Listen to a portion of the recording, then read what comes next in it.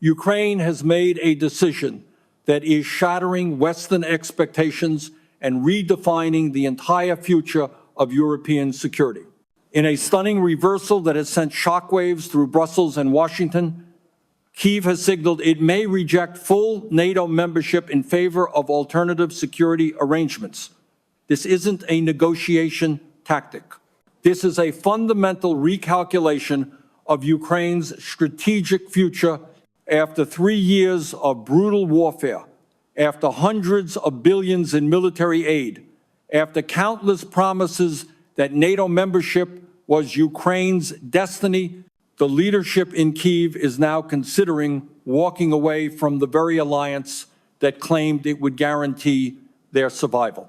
What's happening behind this decision goes far deeper than battlefield exhaustion or political pressure. This move threatens to collapse the entire narrative that has sustained Western policy since February 2022, and it exposes a truth that many in power desperately wanted to keep hidden. The consequences will reshape not just Ukraine's future, but the balance of power across Europe and the credibility of the Atlantic Alliance itself. But first, we need to understand how we arrived at this unprecedented moment. To understand why this potential rejection is so consequential, we must go back to the foundational promise that launched this entire conflict. In April 2008, at the NATO summit in Bucharest, Western leaders issued a declaration that would echo through history. They stated that Ukraine and Georgia would become members of NATO. No timeline was given, no roadmap was detailed, but the promise was made. Russia's response was immediate and unambiguous. Senior officials warned that NATO expansion to Ukraine represented an existential threat to Russian security. This wasn't rhetoric, this was doctrine. For Moscow, a Western military alliance absorbing Ukraine meant the loss of strategic depth, the encirclement of Russian territory, and the end of any buffer zone between NATO forces and the Russian heartland. Washington dismissed these concerns as paranoia. Brussels pushed forward with integration programs, training exercises, and military cooperation agreements. Ukraine was being prepared for membership even without the formal invitation. For over a decade, this system of gradual NATO integration moved forward despite Russian warnings. Ukraine participated in joint military exercises with NATO forces. Western weapons flowed into Ukrainian arsenals. Defense cooperation agreements multiplied year after year. American and British military advisors trained Ukrainian battalions. The infrastructure of NATO membership was being built piece by piece, everything except the actual Article 5 guarantee. This was the worst possible combination from Moscow's perspective. Ukraine was becoming militarily aligned with the West, hosting NATO infrastructure and personnel, but without the legal protections that might deter Russian action. The United States maintained that Ukraine had the sovereign right to join any alliance it chose. Russia maintained that great powers do not allow hostile military alliances on their borders. Both sides believed their position was non-negotiable. By 2021, the contradiction had become unsustainable. The war that erupted in February 2022 was framed in the West as an unprovoked act of aggression against a sovereign democracy. That narrative served important political purposes. It unified NATO. It justified massive weapons transfers. It sustained public support for an expensive proxy conflict. But it deliberately omitted the 15-year history of NATO expansion debates, Russian security demands, and Western refusal to negotiate over Ukraine's alliance status. The conflict was not unprovoked. It was the violent culmination of incompatible security visions that both sides had refused to compromise on. Ukraine found itself at the center of this geopolitical collision, and the promise of NATO membership became the justification for continuing the fight. Western leaders repeatedly assured Kyiv that if they held the line, if they bled Russia enough, NATO's doors would open. That promise sustained Ukrainian resistance through the darkest phases of the war. For decades, this system seemed unshakable, but something changed. The counteroffensive of 2023 failed to achieve its objectives. Ukrainian forces made limited gains, but could not break through Russian defensive lines. Casualties mounted, equipment losses accelerated. The Western weapons that were supposed to turn the tide proved insufficient against layered defenses and Russian air superiority. By late 2023, the military reality on the ground began to diverge sharply from the optimistic projections coming out of NATO headquarters. Simultaneously, political fractures emerged within the alliance. The United States became consumed by domestic political battles over continued funding. European nations faced economic strain from energy costs and defense spending increases. Public support for open-ended military aid began to soften as the war stretched into its second and third years. The unity that defined the early months of the conflict started to crack under the weight of prolonged stalemate and rising costs. What happened over the past 6 months represents a fundamental shift in Ukraine's strategic calculus. In late 2025, senior Ukrainian officials began floating alternative security proposals in closed diplomatic channels. These proposals did not include immediate NATO membership. Instead, they focused on bilateral security guarantees, enhanced weapons packages, and potential EU membership as a separate track. The shift was subtle at first, appearing in background briefings and unofficial statements. But by December 2025, the change became undeniable. Ukrainian President Volodymyr Zelensky, in a carefully worded address to the European Council, stated that Ukraine was open to security arrangements that did not require full NATO integration if those arrangements provided credible defense guarantees. The reaction in Brussels was immediate confusion. For 3 years, NATO membership had been presented as the only acceptable endpoint. Suddenly, Kyiv was suggesting alternatives. The details of what Ukraine is now proposing reveal the depth of this recalculation. According to diplomatic sources and statements from Ukrainian officials, the new framework centers on several key elements. First, bilateral security treaties with major powers, including the United States, United Kingdom, France, and Germany. These treaties would commit those nations to provide military assistance and intelligence support in the event of renewed aggression. Second, continued heavy weapons deliveries and long-term defense industrial cooperation. Ukraine seeks guarantees of sustained military supply independent of NATO structures. Third, fast-track European Union membership with all associated economic and political integration. Fourth, an internationally monitored buffer zone arrangement or territorial status quo freeze that avoids formal recognition of current lines but stops active combat. Fifth, explicit exclusion from NATO membership for a defined period, potentially 10 to 20 years. This is the most stunning element. Ukraine would formally agree not to join NATO in exchange for alternative guarantees. Why would Ukraine even consider this path after everything that has been sacrificed? The reasons are both practical and strategic.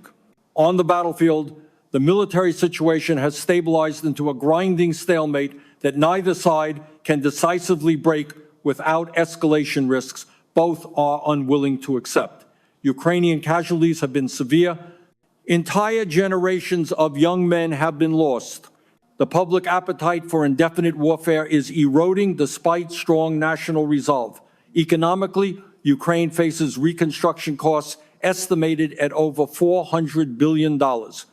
That reconstruction cannot begin in earnest while active combat continues. Every month of continued war pushes recovery further into the future and deepens Ukraine's dependence on external support. Politically, Ukrainian leadership recognizes that Western commitment is not infinite. The possibility of reduced American support, particularly depending on U.S. election outcomes, creates existential risk. If aid declines while the war continues, Ukraine's position could collapse rapidly.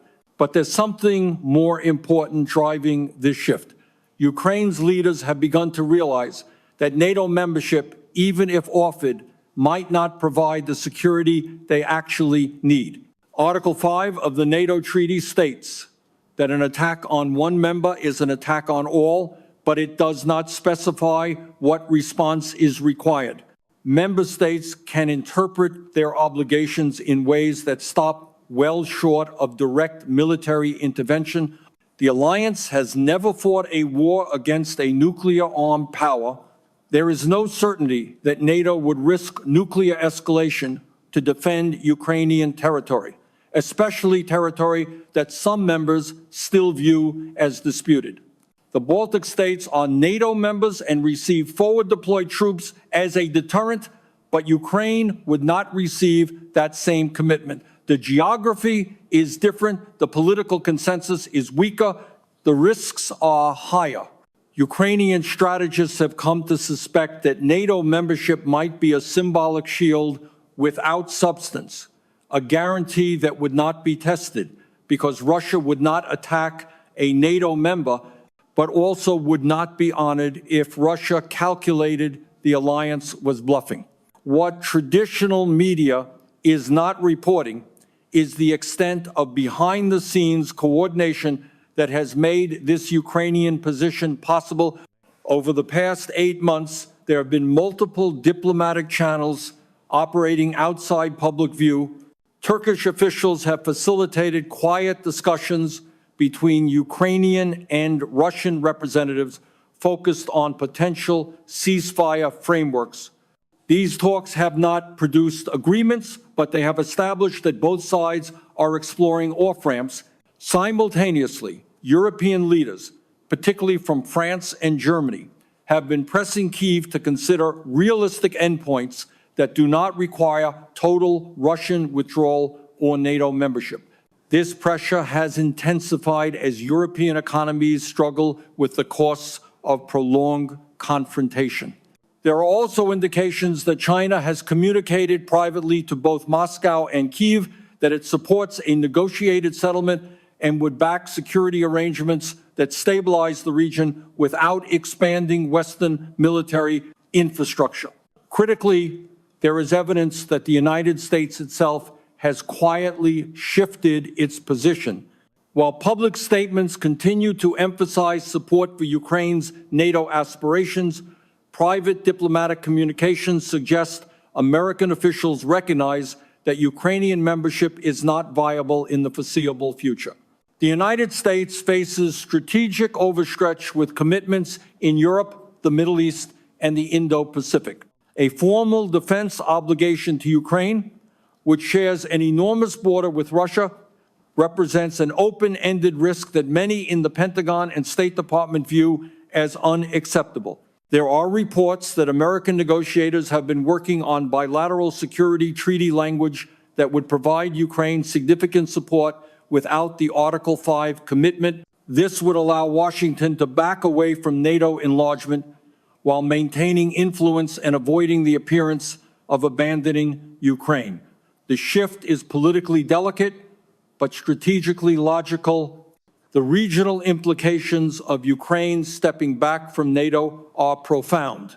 For the Baltic states and Poland, Ukrainian neutrality or non-alignment revives their deepest fears. If Ukraine does not join NATO, the alliance's eastern flank remains exposed.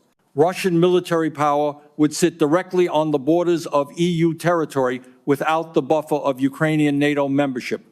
These countries have been the most vocal supporters of Ukrainian integration precisely because they see Ukraine's membership as essential to their own security. A Ukraine outside NATO is a Ukraine that could, in the future, fall back under Russian influence or control. From Warsaw and Vilnius, this looks like a betrayal of the entire post-2022 security architecture. Their concern is not abstract. If the West accepts Ukrainian neutrality now, it sets a precedent that might later apply to other contested zones. For Western Europe, particularly Germany and France, the Ukrainian position offers a potential off-ramp from an unsustainable situation. These nations have borne significant economic costs from the conflict.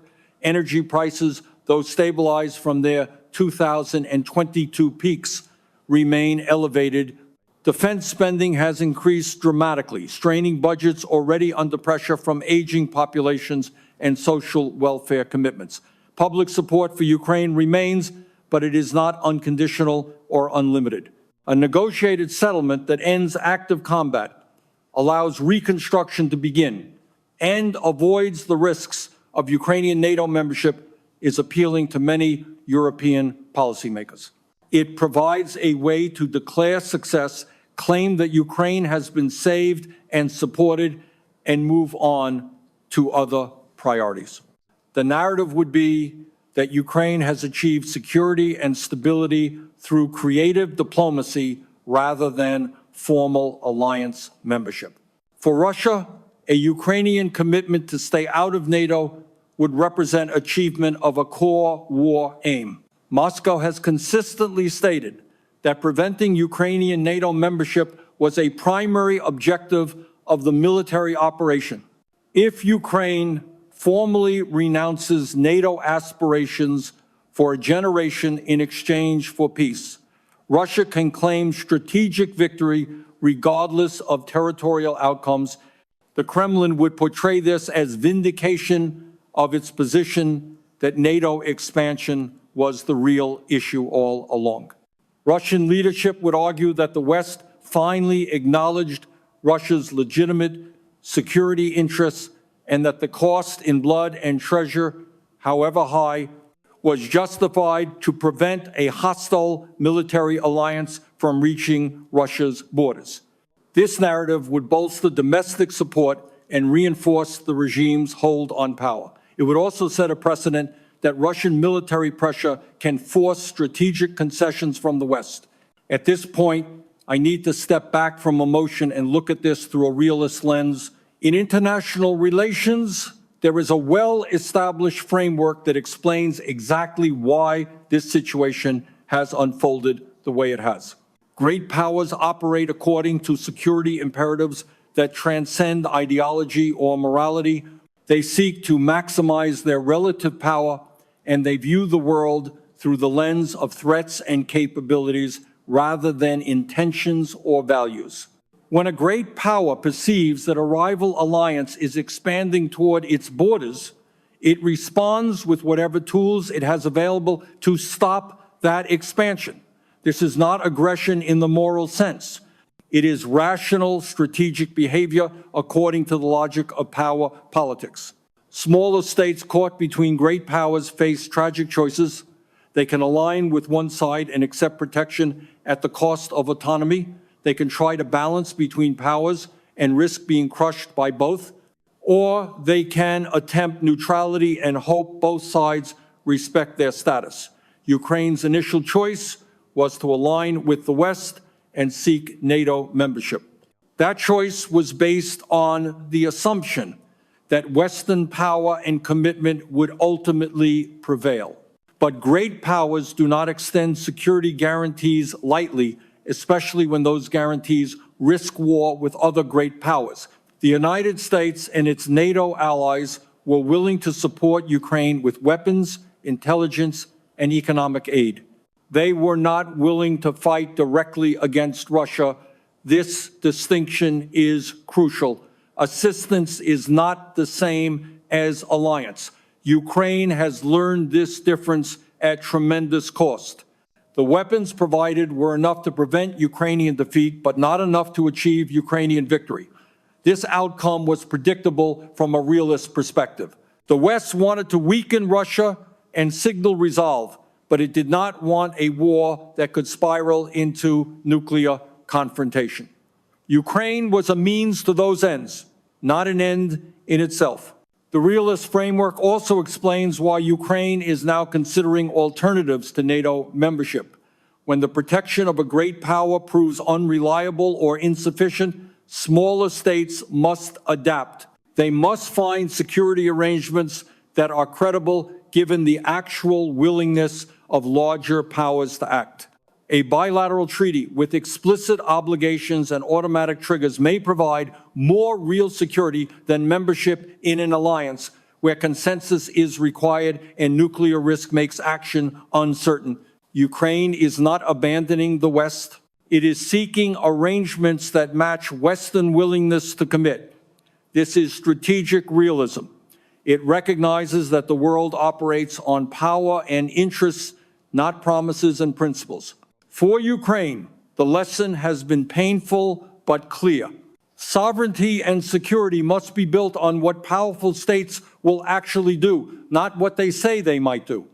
From this perspective, the outcome was almost inevitable once the initial military phase did not result in rapid Ukrainian victory or total Russian collapse. Prolonged stalemate creates conditions where both sides seek negotiated settlements. The side with less strategic depth and fewer resources, which is Ukraine, faces pressure to accept terms that protect core interests while conceding on symbolic goals. NATO membership is symbolic from a realist view. What matters is actual security, actual defense capacity, actual support in a crisis. If Ukraine can secure those through alternative means, rejecting NATO becomes rational. The alliance offered prestige and political alignment, but it could not offer certainty of protection. Better to accept guaranteed bilateral support and neutrality than to continue fighting for a membership that might never come or might not mean what it promises. This isn't just about Ukraine and its immediate neighbors.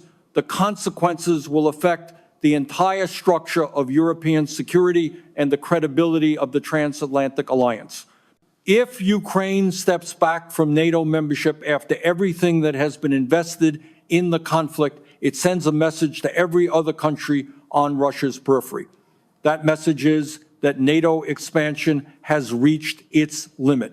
The alliance will not extend membership to states where doing so risks direct conflict with Russia. Georgia, which was promised membership in the same 2008 declaration as Ukraine, will see its own prospects vanish.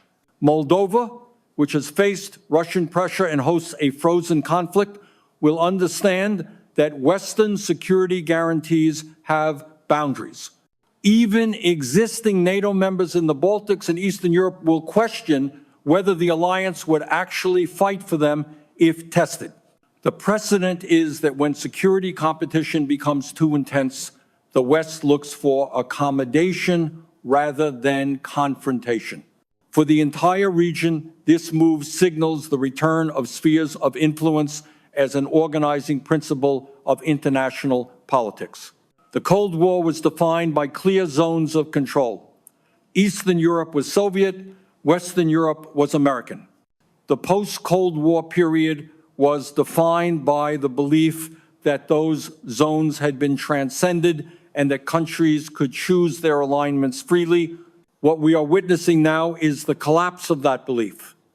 Great powers are reasserting spheres of influence, and the West is acquiescing because the costs of resistance are too high.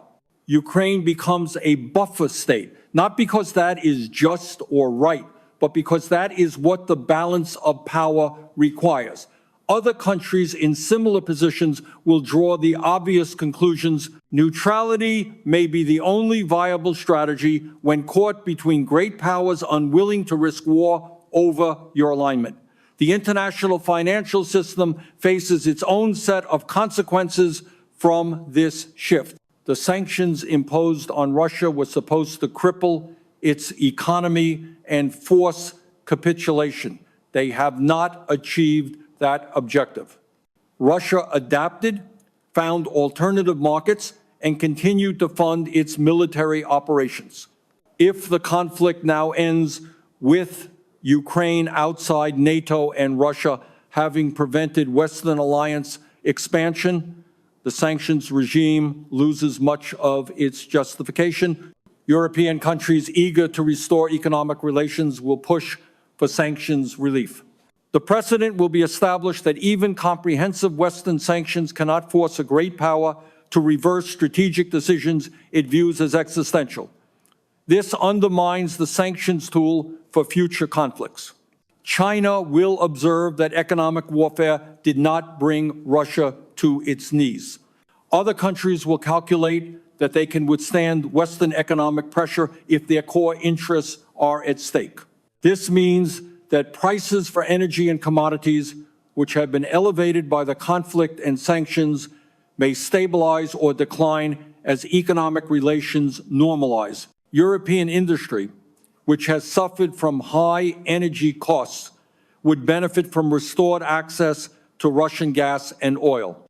But the geopolitical cost is the acknowledgement that Europe remains dependent on Russian resources and cannot fully decouple for strategic reasons.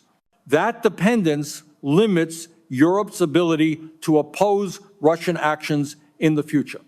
The economic leverage runs both ways, and Europe has discovered that cutting itself off from Russian energy hurts European economies more than European sanctions hurt Russia.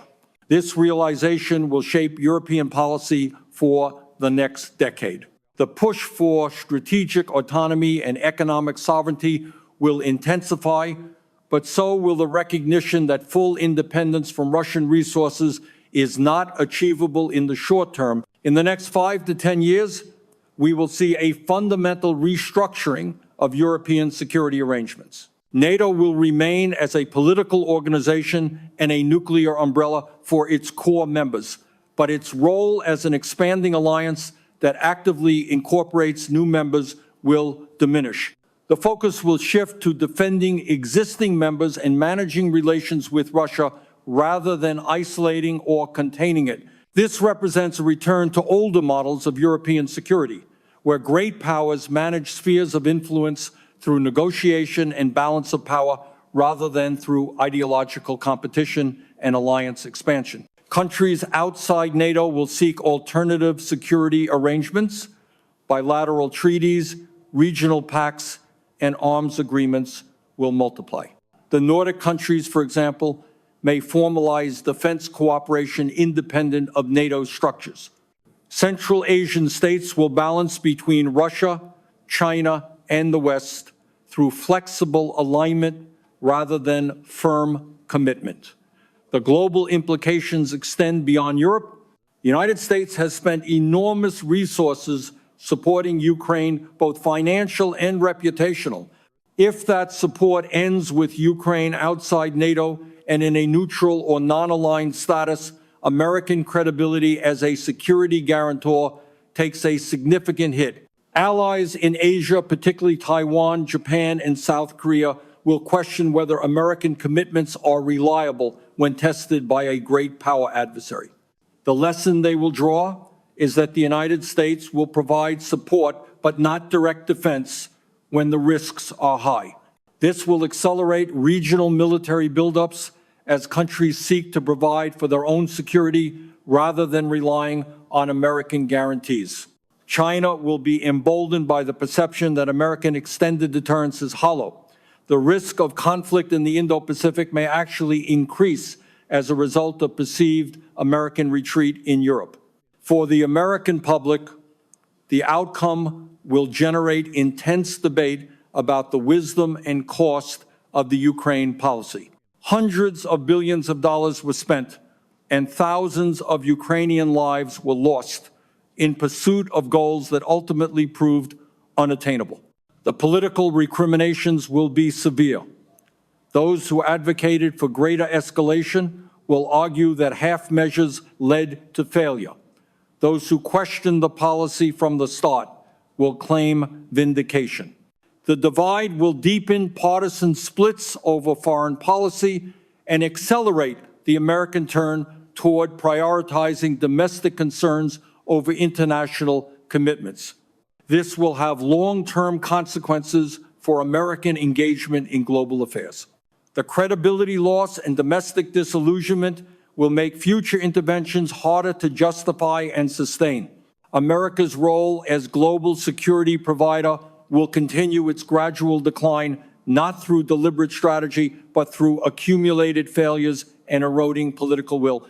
Ukraine has demonstrated that even with massive external support, a state cannot force great power acceptance of its alignment choices when those choices threaten core security interests of a rival great power. What we're witnessing is not a failure of Ukrainian courage or Western solidarity, but a collision between geopolitical realities and post-Cold War assumptions about the international order. The belief that international law and democratic values could override security, competition, and balance of power considerations has been tested and found inadequate. The realist insight that great powers will act to secure their peripheries regardless of international norms has been validated. This does not make Russian actions right or just. It makes them explicable and, in the cold logic of power politics, rational. This move marks the end of NATO's post-Cold War expansion era and the beginning of a new period of managed competition between power blocs. The unipolar moment in which the United States and its allies could shape the international system according to liberal principles has conclusively ended the multipolar reality in which multiple great powers assert regional dominance and resist encroachment on their spheres of influence has fully emerged. Ukraine is positioning itself not as a frontline state in a new Cold War, but as a bridge state that seeks security through balance rather than alignment. Whether that strategy succeeds will depend on the credibility of the security guarantees it receives and the restraint shown by all parties in respecting its neutral status. The coming years will test whether the great powers have learned to manage their competition without recurring to the cycles of expansion and confrontation that have defined the past 3 decades.